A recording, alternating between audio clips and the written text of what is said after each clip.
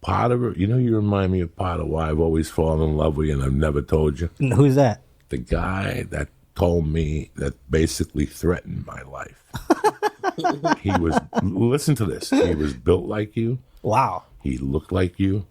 He had glasses like you. He had the intelligence of, name it. He ran the prison library. Nice. He was from Buffalo. Wow. And he had murdered his wife and the mailman because he was fucking the wife or something. He was on the tail end of a 30-year, 20-year, whatever.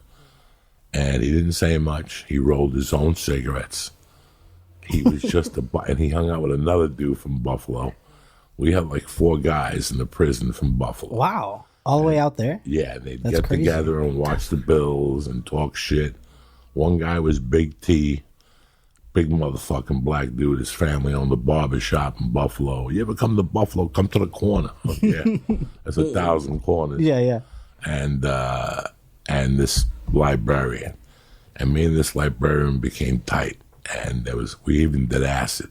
Oh, nice. We got some acid gotten in there because they couldn't test you for acid. Okay. And he was a hallucinogenic guy.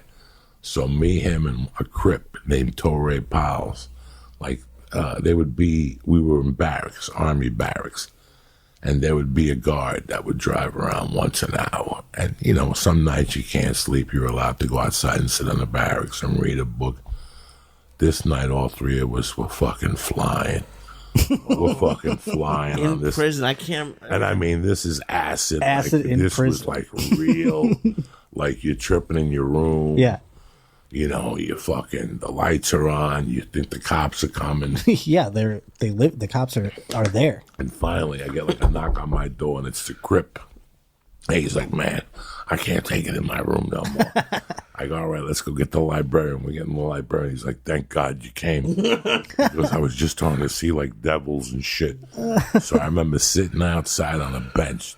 You think about prison, you see these movies and you think about, but no matter where you go in this life, whether it's on a negative or a positive, you always meet 2 or 3 people that are tight that make that part of your life a lot easier. And these 2 guys, I owe my life.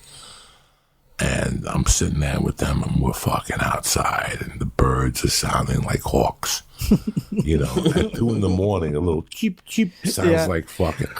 Then the sprinklers went on, and we were fucking really we're on acid. And the guard came, and he's like, what the fuck are you guys still doing up? I'm like, we couldn't talk. We were talking about a shipment of meat coming in or some bullshit. Because we all worked in the kitchen. So, except the librarian. So, I don't know what happened. And at one point, the librarian goes, I got to go to the bathroom. He disappeared for a half hour. We just lost him. And Torrey Powell's, the Crip, looked at me and goes, how fucking crazy are we? We're doing acid with a guy that stabbed his wife to death with a mailman. He goes, I'll never forget this. And that was my Buffalo That's story. so fucking wild because you're right. A murderer on acid could have a moment. Yeah. He could just snap. And he was he was a sweetheart. There was no mental health issues. He was a genius. He was very smart. I learned a lot from him.